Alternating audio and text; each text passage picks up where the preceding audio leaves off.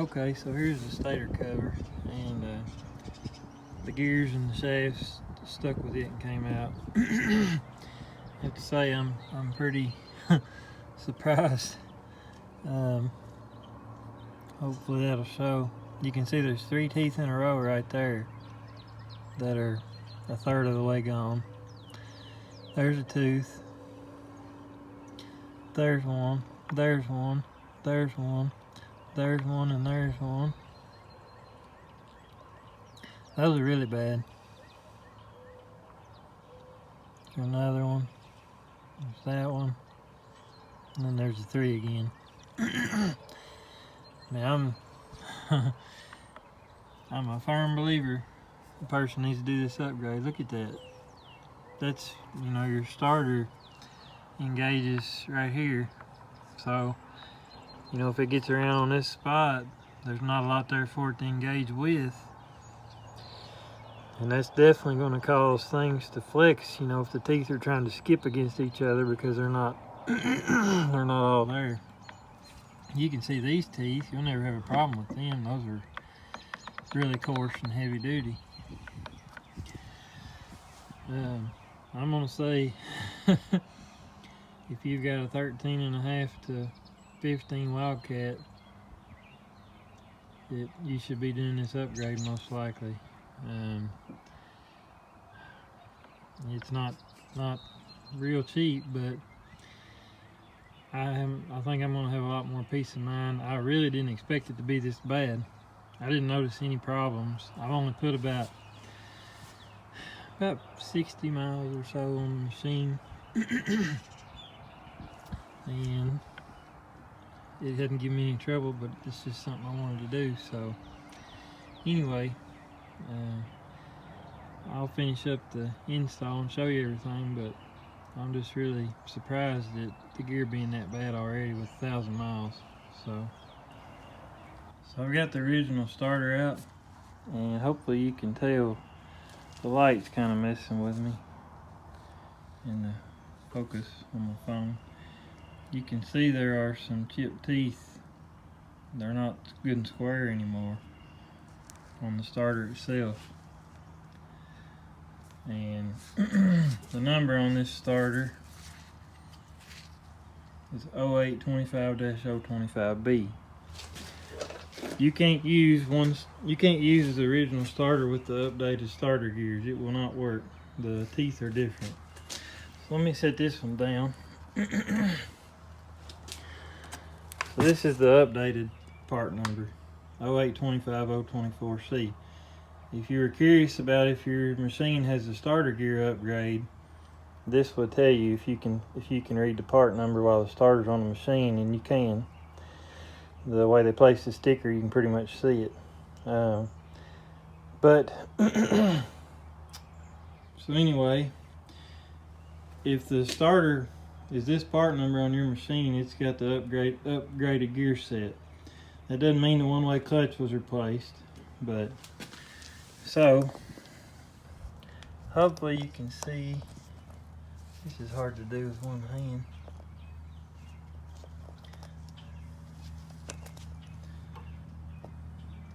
Maybe you can see it's quite a bit beefier and heavier looking teeth on the new starter. So I think you can tell. This was definitely a weak point, no doubt. I'm still blown away at the teeth that are missing on the starter gear itself. So very glad I decided to do this. So now we can pull the flywheel off. I've got a 32mm socket running it counterclockwise on my impact.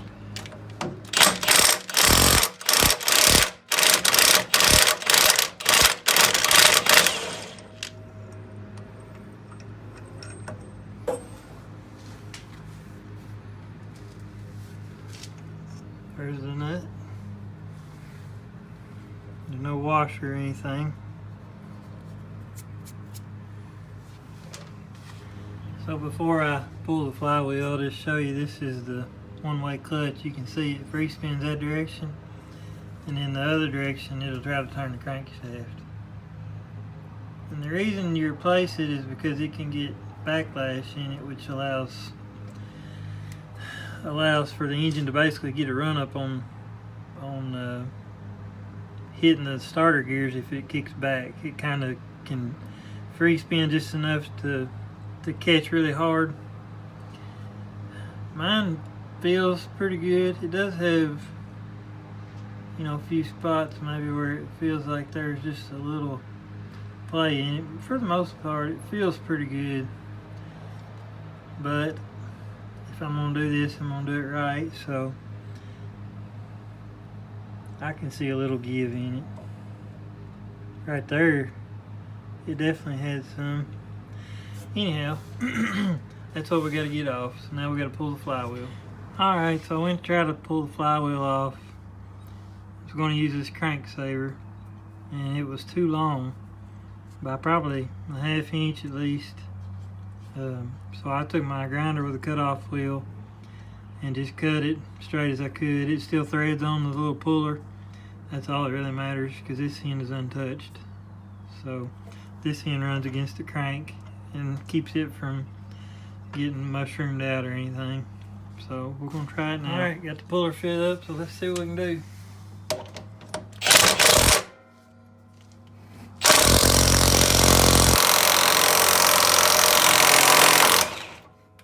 There it is.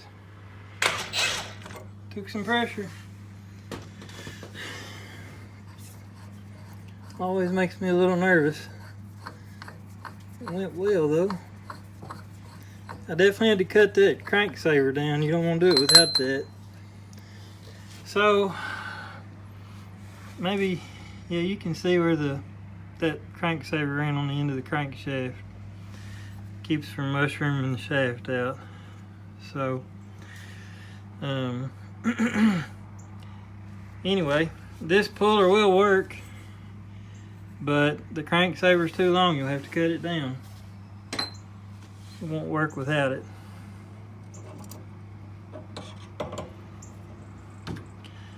There's the flywheel off. There's the one-way starter clutch right there. And it runs on this large starter gear here. And so basically that's what this clutch is bolted to the flywheel, this one-way clutch. It runs on this land right here on this starter gear. So whenever the starter tries to spin the engine, the clutch catches with the flywheel, and you know, catches the one-way bearing. One-way bearing is bolted to the flywheel, and the flywheel is keyed to the engine, and so that's how it turns over. And that way, when your engine's running, this gear is just floating. It's not actually spinning. There's a bearing in here, and so all your starter gears aren't turning all the time. So here's your starter clutch. Those are the bolt ends of the bolts, and this is your flywheel, obviously. And here's the new starter clutch. And you see an arrow. Make sure you put the new one on the same direction, otherwise it won't work. But anyway, this is the flywheel. You take those are T45 Torx bits. Take those bolts out, and I wiped the rag around in there. I don't have a light on, so it's hard to see very good. I did find a tiny small piece of starter gear stuck to the magnet, but anyway, I'm not going to show the whole process, but basically I'm going to use my little impact with a T45 and take those out and clean everything up with brake clean, the threads and everything on the bolts, and then put some red Loctite on them, and then torque them back in. I'll have to look up the torque specs. Alright, the new one-way starter clutch is bolted on. I'm gonna put a little oil down in those teeth before I assemble everything. but I'm just going to make sure that the inside of my flywheel is clean, because it's a taper fit. You really don't want any oil in there when you put it back on. That way the taper fit works correctly and holds good. The key really just lines it up. The taper fit's mainly what holds things. The key helps, but anyhow, got my brand new Arctic Cat brand OEM starter clutch bolted to my flywheel, and I've got my case cleaned up.